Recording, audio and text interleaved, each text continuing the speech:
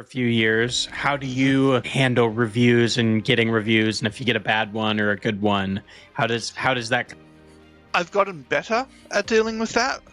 When I first started writing, and Stephanie Smith, who was the editor at HarperCollins Voyager, had offered to read the book and give me feedback. And some of the feedback she gave me was needed and not even harsh, but it wasn't glowing praise. And it was like, it knocked the wind out of me for a good 6 months. It was awful. Mm-hmm. I did not take that very well. But I was also tenacious, and I just kept going at it. Like I said, it took me 6 months to get over it, and then so I gave it another go, and I took on board some of the things that was said and changed a lot of stuff. And now when I see so more adept's not the right word. I just it became easier. And maybe I'm not taking it as personally as I used to. Instead, I try to take the ideas that they're expressing and see how it could fit or how I might apply them, and if I feel I need to apply them differently.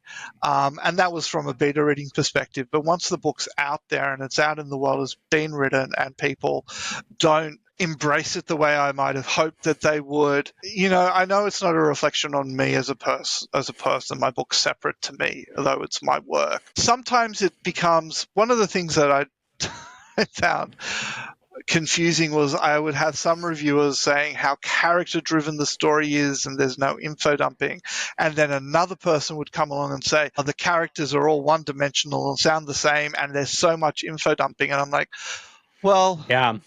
who do I believe? Mm-hmm. I like to go with the person who's saying how great it is. That's wonderful, and it's giving it four stars. It's like, yeah, fantastic. But like the other person's saying the opposite. It's like, well, thanks for taking the time to give it a go. Sorry it didn't work for you. It used to be what I found as well is we tend to focus on negative feedback. Rather than positive feedback. And it takes, I can't remember the specifics now, but it's something like we focus on negative feedback twice as long as we do on positive feedback, or it might even be more than twice as long. And it used to be that negative feedback would take the wind out of my sails. For when the first time I got feedback on the manuscript, 6 months. Now feedback on the manuscript doesn't take the wind out of my sails at all. It's more like, all right, well, what can I change? What can I do differently? Is there anything for me to use in this feedback? Can I see how it might work? When I read a negative review, it used to be a couple of days. Then it was like maybe a day. Then it was like 3 hours. And now it's like, damn, didn't work for this person. Next. And I know there's the whole idea that you shouldn't read your own reviews, like stay away from them. And I certainly don't interact with reviewers because it's none of my business, what they're saying about my book. And it's not for me that they're saying it, but for other readers or their own audience. So I don't interact like that, certainly not publicly. And I've never, having been a reviewer myself, I wouldn't want to put a bad review or what could be perceived as a negative review out in the world that's coming from a place of honesty for me, and then have the author and their friends, come after me. So never done that in my life to a reviewer. Some of the reviewers who I have personally, interacted with and provided a copy and it didn't work for them and they've said so in the review, I've just message saying, thanks so much for your time. Sorry it didn't work for you. And you just move on from that.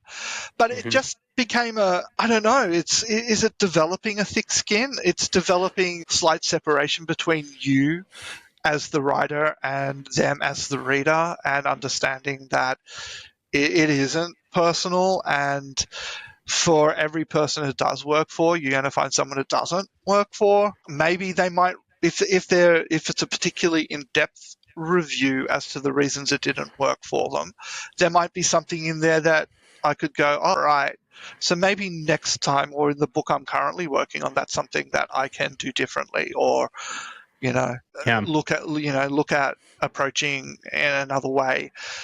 However, you're not always going to make everybody happy, and when you're getting feedback, if one person is the only one who's saying something about a particular scene or a particular character or a particular event, and none of your other readers are, then that might only be an issue for that person.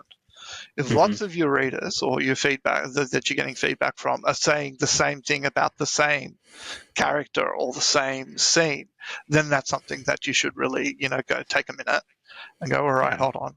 This isn't working for more than one person. Why? What can I do differently? How can I adjust? And there's that whole thing of like making mistakes or getting feedback that you're going in the wrong direction is something that you should be grateful for, because it gives you the opportunity to recalibrate and to readjust the course you're on. That next time there's an improvement. Yeah, I think it depends too on I'm hoping that by the time I publish my prequel novella or my first book, that YouTube will have really hardened me to this process, because you get a lot of comments, of course, and I'm not a huge channel, but I'm big enough that I get some comments, and I've gotten it depends for me on what the comment is.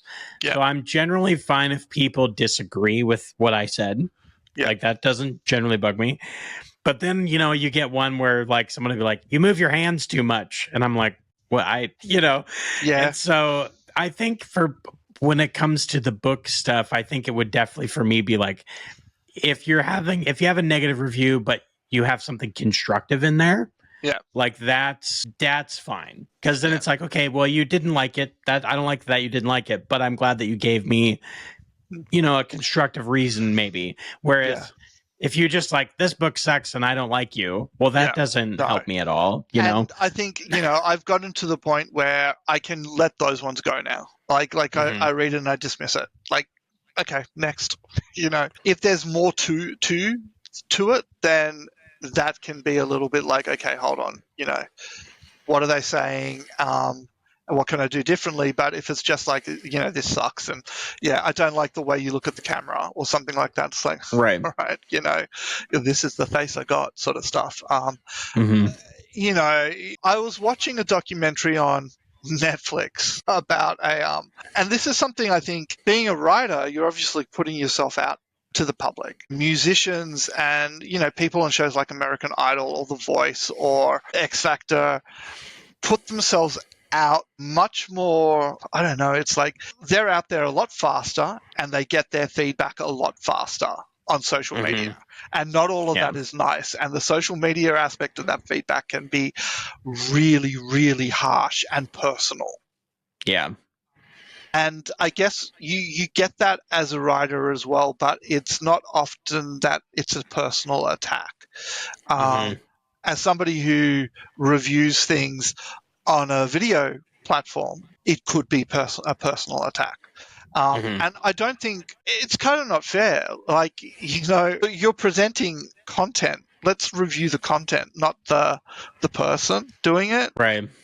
I mean, Singer or something, they're kind of these days bundled up as the whole package. You got to have a particular look, style, sound, gimmick to find a market. So kind of, it's not nice, but I kind of get why there's personal attacks against those people too, as well as praise. So this is, a step removed as a writer. You often don't get those. It's not as personal.